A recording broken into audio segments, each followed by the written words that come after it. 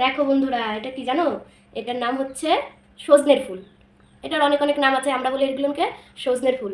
এটা দিয়ে বড়া করে খাওয়া যায়। আজকে আমি সেই রেসিপি তোমাদের সাথে শেয়ার করব। এই সজনের ফুল দিয়ে বড়া করব। তো চলো, কি করে এই সজনের ফুল দিয়ে বড়া করতে হয় সেই রেসিপিটা তোমাদের সামনে দেখাই। চলে আসো। দেখো, আমি সজনের ফুলগুলো একটু কাছে নিয়ে আসো। এই দেখো, একটা একটা করে ছোট্ট ছোট্ট ফুল হয়েছে। এই ফুলগুলো আমি একটা একটা করে প্রথমে বেছে নেব। এই পাশেই গাছ আছে, সেইখান থেকেই তুলে নেওয়া হয়েছে। সকাল সকাল তোমার দাদাভাই গিয়ে নিয়ে এসছে। দেখো, ঠান্ডা ঠান্ডা সকালে যদি এরকম সজনের ফুলের বড়া করা যায় তাহলে কেমন হয় বলো তো বন্ধুরা। এই দেখো, আমি এরকম করে সব সজনের ফুলগুলো ছাড়িয়ে নিই, ঠিক আছে? দেখতে থাকো।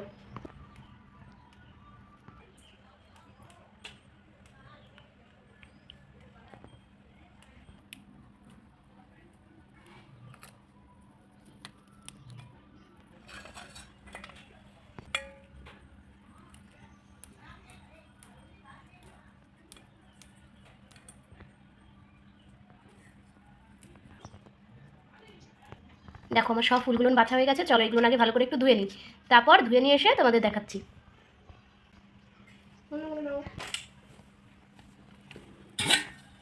এবার এই দেখো, আমি জল থেকে ফুলগুলো সব তুলে নিচ্ছি, ঠিক আছে?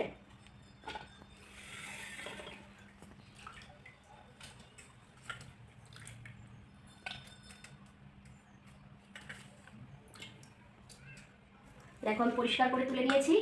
একটুও কিন্তু জলের মধ্যে ময়লা নেই, পুরো পরিষ্কার জল।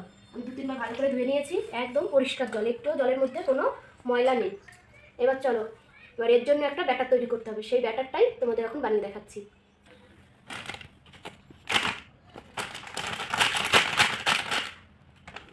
না, আমি প্রথমে নিয়ে নিচ্ছি চালের গুঁড়ি।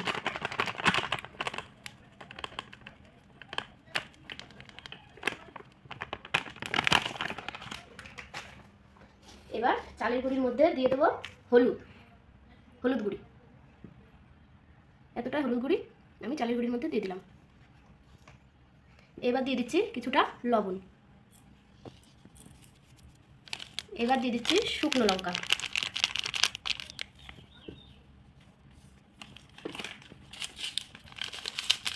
আর দিয়ে দেবো কিছুটা কালো জিরে।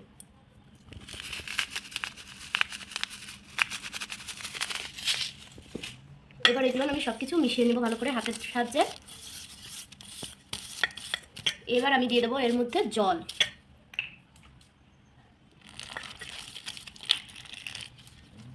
বেশি জল দেবো না, কারণ ব্যাটারটা খুব একটা পাতলা করবো না, একটু গাঢ় গাঢ়ই রাখবো ব্যাটারটা। অল্প অল্প জল দিয়ে আমরা মেখে নেব, যাতে বেশি গাঢ় না হয়ে যায় আর বেশি পাতলাও না হয়ে যায়। দেখো, এখনও কিন্তু একটু গাঢ় গাঢ় আছে, সেই জন্য আমি আর একটু ওর মধ্যে জল দিয়ে দেবো। ব্যাটারটা একটু গাঢ়র মধ্যেই রাখতে হবে, নাহলে কিন্তু ফুলের গায়ে ভালো করে লাগবে না। দেখো,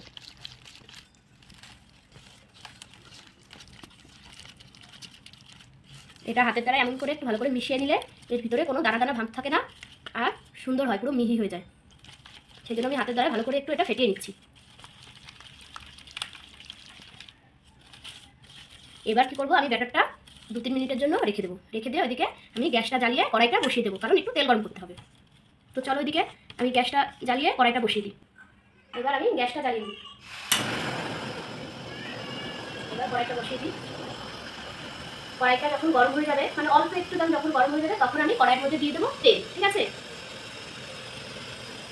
আমার কড়াইটা গরম হয়ে গেছে, এবার আমি কড়াইয়ের মধ্যে দিয়ে দিচ্ছি তেল। এবার কড়াইয়ের মধ্যে তেলটা দিয়েছি, তেলটা গরম হতে লাগুক, আর ওইদিকে আমি ফুলগুলো ব্যাটারের মধ্যে দিয়ে মেখে আর 2 মিনিট মতন রেখে দেবো। ব্যাস, দেখো আমার ব্যাটারটা কিন্তু পুরোপুরি রেডি। ব্যাটারটা দেখো আমি কেমন রেখেছি, না গাঢ় না পাতলা, একদম মিডিয়াম রেখেছি। এই দেখো, তোমরাও ব্যাটারটা এইভাবেই করবা, না মিডিয়াম না গাঢ়। দেখো, মধ্যে ফুলগুলো দিয়ে দেবো।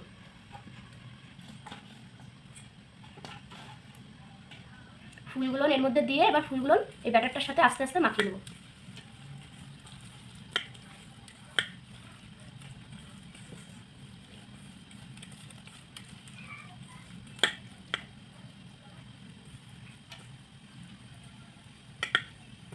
দেখো,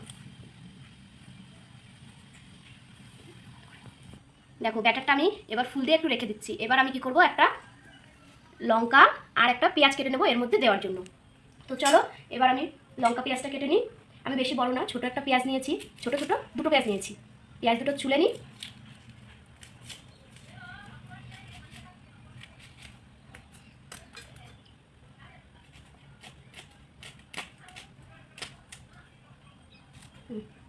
পেঁয়াজগুলো এরকম করে এই ব্যাটারের মধ্যে দিয়ে দিচ্ছি।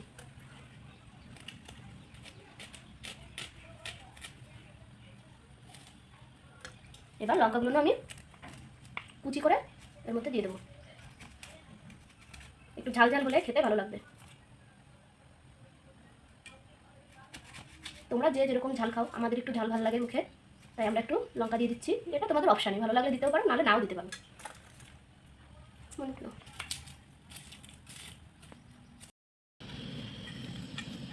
এবার এটাও এর সঙ্গে ভালো করে মেখে নিলাম। পেঁয়াজটা লঙ্কাটা ফুলের সঙ্গে ভালো করে মেখে নিয়েছি। এদিকে দেখো আমার তেলটাও গরম হয়ে গেছে, দেখেছো? এবার এখান থেকে আমি নিয়ে হাতের শেপ, তোমরা যে যেমন, অনেকে পকোড়ার মতনও ভেজে খায়, আমি আমার হাতের শেপের আন্দাজে এটা একটা চপের শেপ দিয়ে নিয়েছি। এটাই তেলের মধ্যে এখন ছেড়ে দেবো।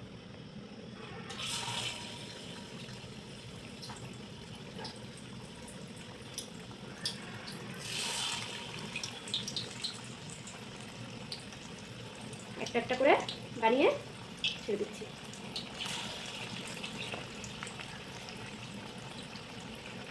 তোমরা এরকম ঘরে তৈরি করে খেয়ে দেখো, হেবি সুন্দর, ভালো টেস্ট লাগে। আমার যেহেতু ছোট্ট কড়াই, তাই 4টে হয়েছে। এই 4টে দিয়ে ভাজি, পরে আবার বানিয়ে দেখাচ্ছি তোমাদের। দেখো, এটা কিন্তু গ্যাসের ফ্লেমটা একদমই মিডিয়াম রাখতে হবে। বেশি দিলে হিট, তাহলে কিন্তু পুড়ে যাবে আর ভিতরটা কাঁচা থেকে যাবে। সেই জন্য আমি হালকা ফ্লেমে ভাজবো, যাতে ভিতরটা সুন্দরভাবে সিদ্ধ হয়ে যায়, কাঁচা না থাকে। বেশি দিলে কিন্তু পুড়ে যাবে, তাই আমি অল্প আঁচে আস্তে আস্তে করে ভাজছি।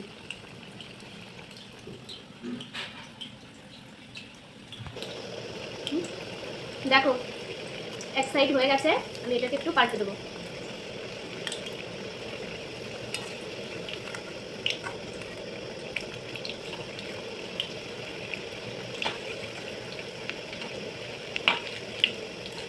যখনই লাল লাল হয়ে যাবে তখনই নামিয়ে নেব।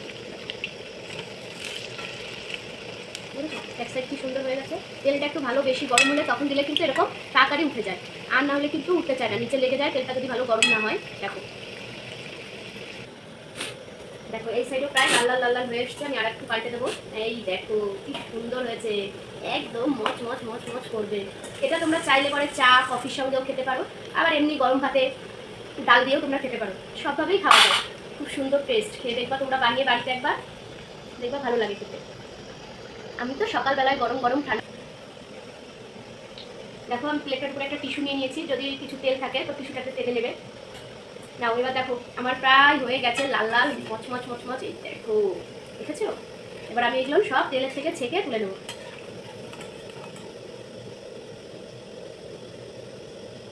একটু বেশি করে ছেঁকে নিচ্ছি, যাতে মধ্যে তেলটা না থাকে, সেই জন্য আমি ভালো করে ছেঁকে নেবো। এগুলো তুলে রাখবো, আর বাদ বাকি যেগুলো আছে আর সেগুলো দিয়ে দেবো। দেখো, দেখেছো বন্ধুরা কি সুন্দর হয়েছে।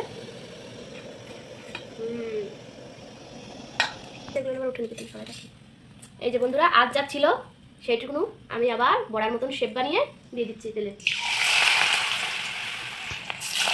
4টে মতন হবে।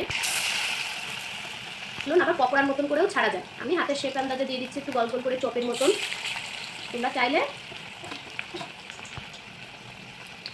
এগুলো পকোড়ার মতনও ভেজে খেতে পারো।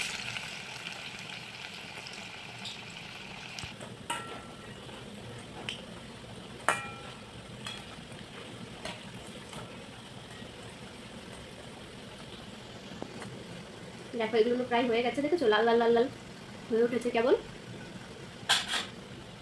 এইগুলো আমার ভাজা হয়ে গেছে। এবার এগুলো সব নামিয়ে নিই। দেখো, প্রত্যেকটাই সুন্দর হয়ে গেছে ভাজা। এবার আমি গ্যাসটা বন্ধ করে দেবো, আর এগুলো একটা একটা করে নামিয়ে নেবো। ভালো করে তেলটা ধরিয়ে নেবেন, যাতে তেল না থাকে। দেখেছো, প্রত্যেকটা লাল লাল লাল লাল হয়ে এসছে। এবার তুলে দিই। দেখো হয়ে গেছে, এখন নামিয়ে নিই।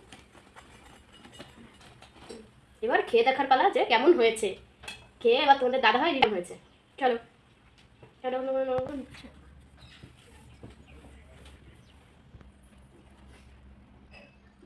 নাও এবার খেয়ে দেখো কেমন হয়েছে। দারুণ হয়েছে, গরম গরম খুব টেস্ট লাগছে। দেখেছো কেমন মচমচ করে আওয়াজ হচ্ছে? একটু মুচমুচে হলে কিন্তু খেতে ব্যাপক লাগে। হেভি হয়েছে। এইগুলো কিন্তু তোমরা চা কফি এর সঙ্গেও সন্ধ্যার সময় খেতে পারো। তো এবার খেয়ে দেখার পালা যে কেমন হয়েছে।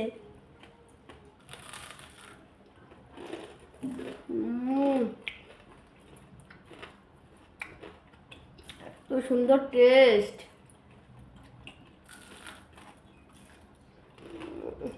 আর তোমার দাদা হয়তো কিছু বলতেই পারছে না, খেয়েই যাচ্ছে খেয়েই যাচ্ছে। তো তোমরা এরকম বানিয়ে বাড়িতে খেয়ে দেখো কেমন লাগে। আমার সঙ্গে থাকো, পুরো ভিডিওটুকু দেখতে থাকো।